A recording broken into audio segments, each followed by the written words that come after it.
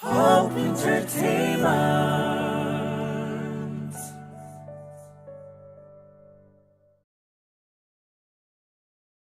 Dhaggeeffattoota keenya kun sagantaa Oromoo magaalaa irraa kun sagantaa afaan waan kitaaba qabnu aadaa fi aartii Oromoo guddisuu cinaatti qabsoo Oromoos waldaa maccaaftuu lamaa qabsoo uummata Oromoo qabsoon Oromoo kufaa karaa dinagdee amma dhaloota kan harka jiru.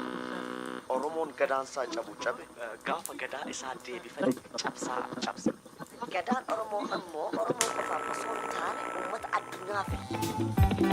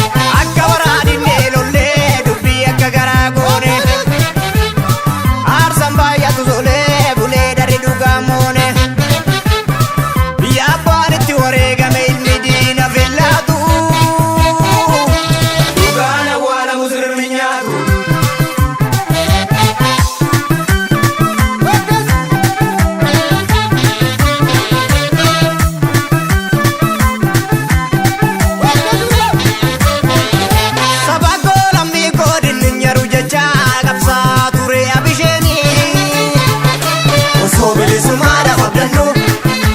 osoo injifannoo dhufedennu nu duraa biyyoo makamanii sabakkoo lammii koo dinninyaru jecha qabsaa ture elemoonii osoo bilisummaadhaaf abdannu osoo injifannoo dhufedennu nu duraa biyyoo makamanii